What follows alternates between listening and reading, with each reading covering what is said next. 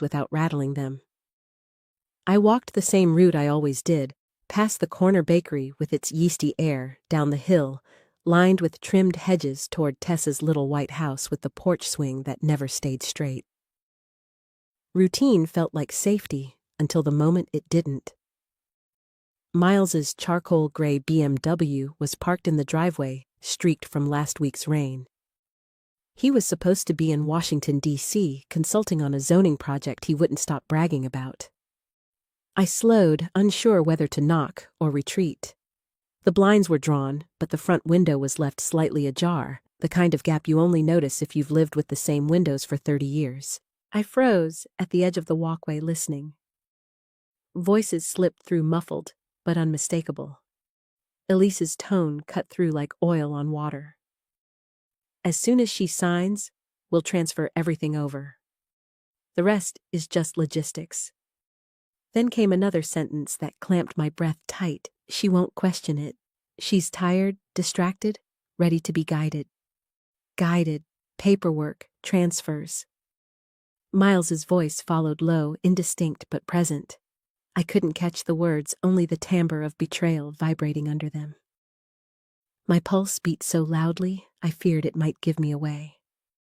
I ducked behind the hedge heart, thrashing, then slipped back down the street until I reached my own porch. Safe, yet no longer safe at all. Inside, I poured tea I never drank and walked the house like a ghost through my own life. Every surface carried a memory I had built with years of quiet sacrifice. The side table chipped when Miles dropped his science trophy in 6th grade, the dented drawer Tess once climbed to steal cookies. The wedding photo, the sunlit beach trip, the graduation shot of my son with arms thrown wide, sure the world already belonged to him. I had skipped new winter coats, missed client lunches, and tucked away paychecks so ballet lessons and summer camps would be theirs. None of it had felt like sacrifice. Then it was simply motherhood. But in recent months, questions had piled up like stones. Miles asking where I kept the house deed. His offhand suggestion about updating my digital signature just in case. The missing bank folder I had dismissed as my own misplacement. The truth sharpened now, each fragment forming a blade. I went to the safe key still hidden in its old place beneath tax forms and opened it. The deed was there. But its presence no longer comforted me. It felt like a finish line I hadn't realized I was racing toward. I sat down at my desk, opened my laptop, and began looking. If Miles and Elise were planning something, I needed to know how far it had already gone. The next morning, Miles arrived unannounced, carrying my favorite vanilla chai from the courthouse cafe, the detail he never remembered, unless he wanted something. He settled into the armchair across from me, speaking brightly about traffic, lumber prices, city permits. His hands never stilled, his eyes never held mine. He complimented me, told me I looked well, like a stranger rehearsing kindness. I smiled the way you do when you've had practice disguising fear. After 20 minutes, he excused himself phone buzzing and left as suddenly as he came. When the door closed, I searched the filing cabinet again. The folder with property documents was gone. Panic narrowed into clarity. I checked my banking app, scanning this month's statements. 3 small transfers, each under $500, labeled as consulting logistics estate review. Sloppy, quiet theft. They weren't waiting. They were already moving. That afternoon, I carried lemon muffins to Tessa's house, hoping to find something normal. She greeted me with a tired smile, Ruthie shouting from the back about her rainbow drawing. The kitchen smelled like applesauce and markers. For a moment, I could almost pretend nothing was wrong, until Tess mentioned that Miles and Elise had visited last weekend. They'd given Ruthie a storybook about building her dream home. On the fridge was a crayon drawing of a big house with stairs on both sides. Stick figures smiled in front, Ruthie in her pink dress, Miles beside her with blueprints, Elise under a sign that read, "Our big new home." My name wasn't there. Neither was Tess's. Ruthie's innocent excitement sliced me open. "Uncle Miles said we're going to live there," she chirped. I nodded, smiled, played along, though inside I was sinking. Later that night, back in my study, I searched online for someone who could dig quietly, someone who knew how to trace shadows without drawing attention. I didn't want confrontation. I wanted truth. We met at dusk by the old train station, a man who looked more like a librarian than a private investigator. He handed me a flash drive. A recording from 3 nights ago, Elise on the phone. Her words dripped with smug calculation. She's at that age where things start slipping. It won't be hard to make the case. Keep the tone sympathetic, concerned, not aggressive. No diagnosis yet, but enough for the initial filing. Then we move on the assets. I listened in the dark, my only light, the computer glow. She spoke of me as if I were already diminished, erratic, wandering, forgetful. Then came the words that confirmed my worst suspicion. We've already downloaded the documents' digital signatures in place. She won't realize until the notification arrives. My hands rested flat on the desk, as if pressing myself steady against the tide. I checked the estate portal. 2 logins from an unfamiliar IP, both recent. One for a download, one for a signature, my name forged on a revision that diverted assets from Tess and Ruthie to Miles and Elise. I closed the laptop gently, not in defeat, but in resolve. They thought I was unraveling, but now I knew exactly what they were weaving, and I intended to cut the threads before they finished the design. The envelope arrived on a Thursday, tucked between a grocery flyer and a charity appeal, as if it were just another piece of life's routine. But the seal of the county probate court made it clear this was no ordinary letter. My name appeared in bold capitals, formal and unmistakable. I opened it slowly, already braced.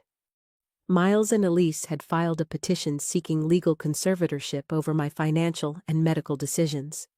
The language was careful, polished with concerned signs of cognitive decline, irregular financial behavior, emotional instability. They painted a portrait of me that I didn't recognize, a woman unraveling under her own independence.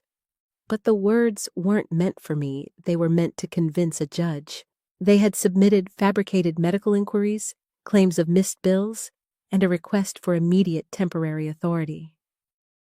My hands stayed steady as I folded the document back into its envelope. Something sharp and final clicked into place inside me. I pulled the old phone book from the kitchen drawer, the one filled with numbers written in my own hand, before contacts lived in screens. Near the back was a name I hadn't spoken in years, Louderman Elliott, attorney at law. We'd worked together once, and he had never missed a detail. I dialed. His voice, older but sharp, answered. "Elliot, it's Carmen Halstead. I need you. No pleasantries." He understood.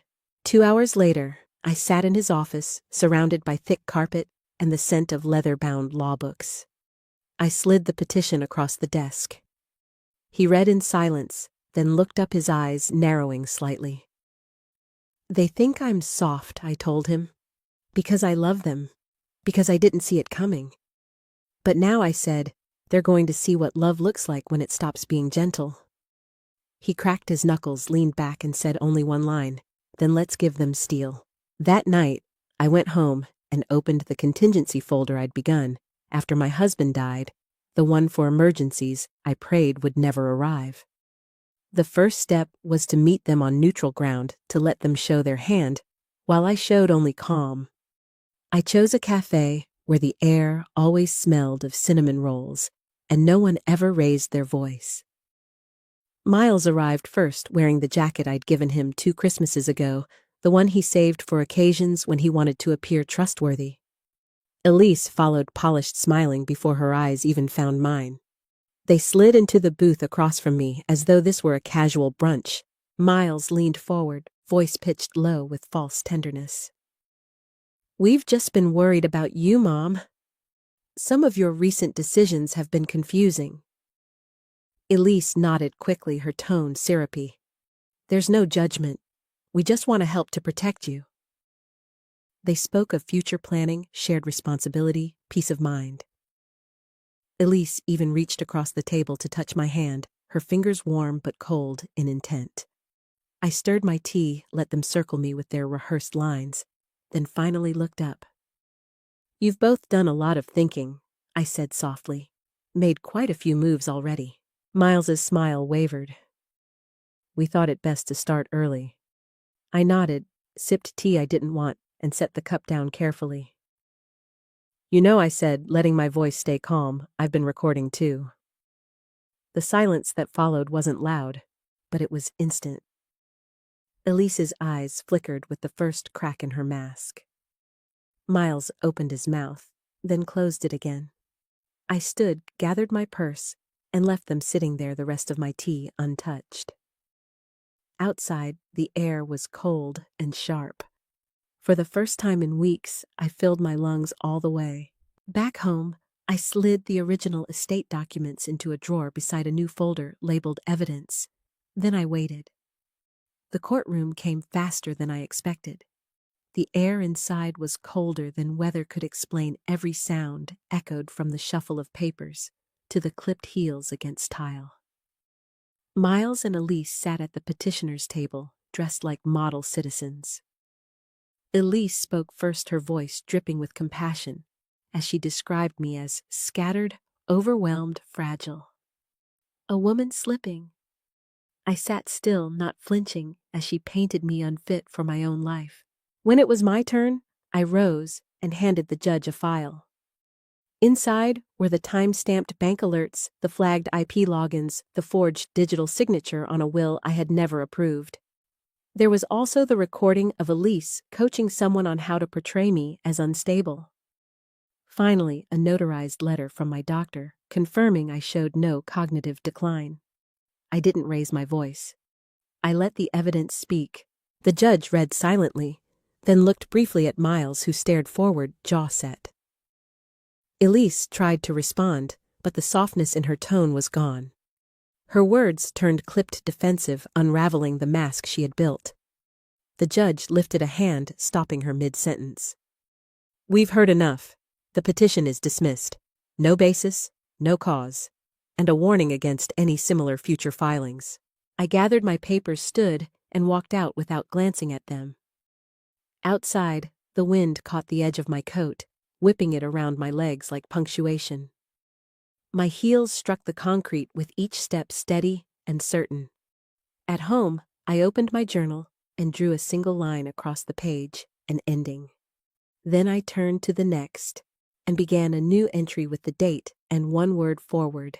Tess came by the next evening, her eyes already red before she even sat down. She had read the court documents, the petition, the official records. Her voice cracked as she said she should have seen it, should have known what Miles was doing. I reached across the table and took her trembling hand. "You weren't supposed to see it," I told her gently. "That was the point. I was protecting you even when I needed protection myself." She wiped her face, whispering that she thought her brother was just pushy, not calculating. The guilt in her eyes was raw. I told her there was nothing to forgive. We sat for a long time in the quiet, the house creaking softly around us. When she finally spoke again, her voice carried something new. "I want to help," she said. "With anything, with everything." "You already are." I told her, though in truth, I felt something shift. For years, I had carried the role of protector alone. That night, when Tess stayed over and I passed her in the hallway, I saw not just sorrow in her face, but resolve, a strength I hadn't given her enough credit for. When the house went quiet, I returned to my study, pulled out a fresh sheet of paper, and began a new list. This time, Tess's name was at the top, not as someone to shield, but as someone to trust. The next morning, we met with Elliot again. His office smelled faintly of old wood polish and ink. Together, we drew up a new estate plan, one no one could touch without my explicit consent. The house would go to Tess, the trust to Ruthie, Everything else, accounts, stocks, assets I had built quietly in the background, would be distributed on my terms, not theirs. No loopholes, no signatures, except mine. When I signed, my hand was steady. Later back home, I retrieved a small tin box from its hiding place beneath the bookshelf. Inside, I placed a sealed letter I had written long ago, but never used a letter that explained more than documents ever could. It wasn't revenge. It was truth written for whoever might one day search for it. I locked the box again and slid it back into its place. Tess visited more often after that. We worked together in the garden, pruning hydrangeas and clearing space for new blooms. She asked questions about things she had never thought to before: how to handle insurance, how to keep records, where to look for signs of betrayal. Slowly, I began to see her not only as my daughter, but as my equal, a woman learning to carry weight that had once been mine alone.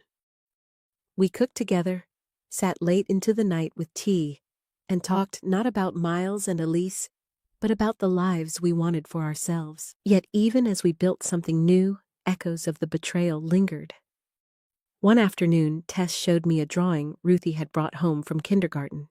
It was another house, this time smaller, humbler, but in it stood two stick figures, Ruthie with her pink dress and Tess beside her.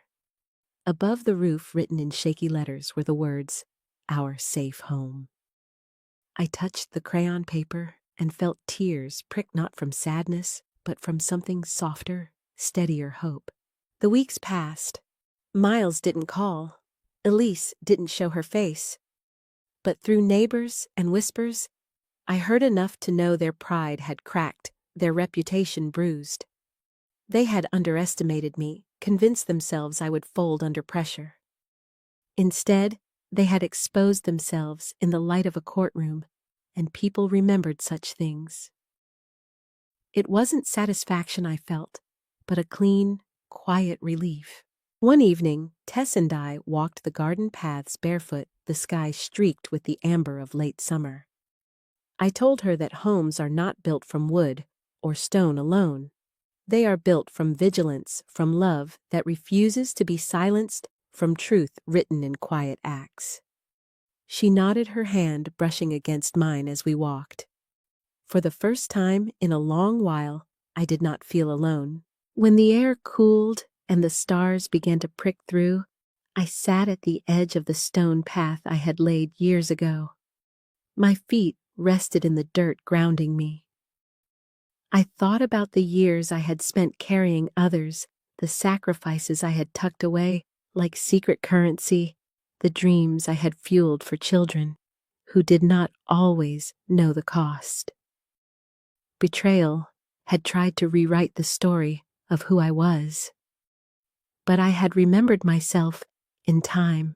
I looked at Tess, at the woman she had become, and felt the weight shift forward, carried now by both of us. The night hummed with crickets, the garden full of life.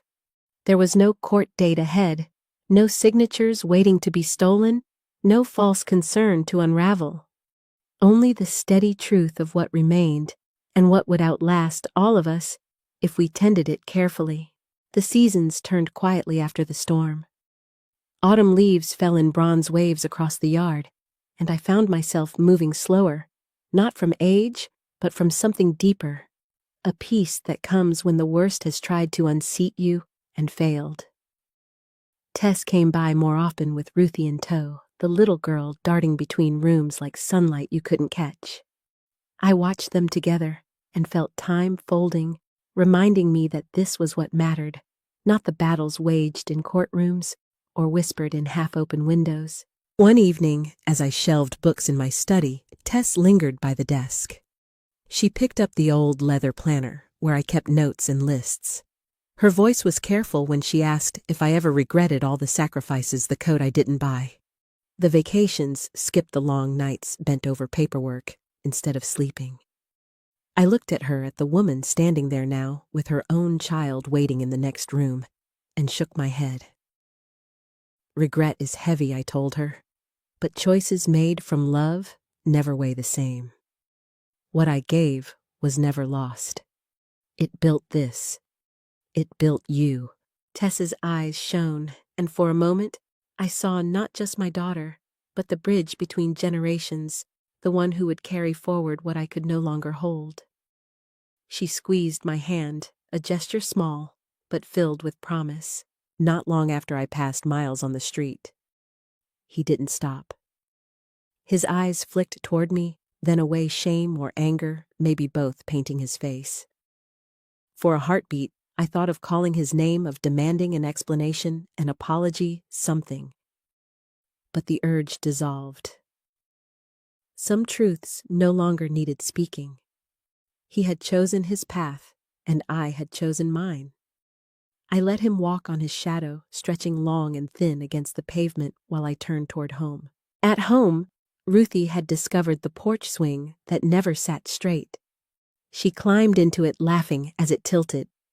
Tess stood nearby, smiling faintly, and for the first time in months, the air around us felt light. We sat there until dusk, the swing creaking as Ruthie sang to herself, the sound threading through the quiet, like a promise that tomorrow could be simple. Later that night, I opened my journal again. This time, instead of drawing a line, I wrote a full page.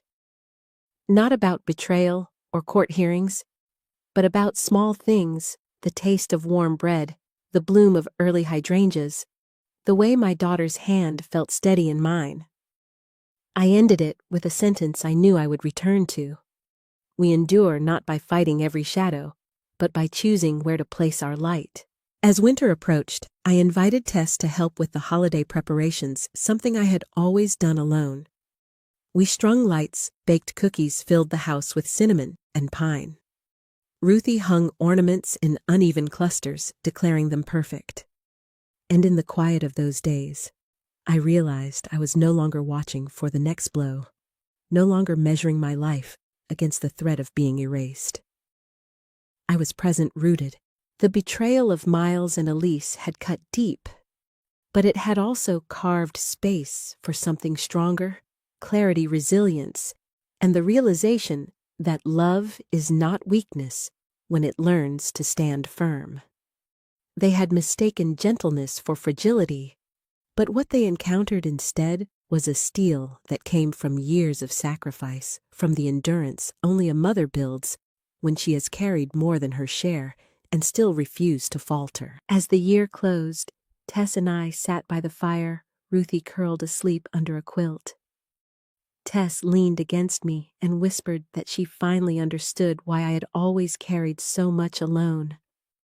But she promised I would never have to again. I kissed the top of her head, grateful not just for her words, but for the truth I felt in them.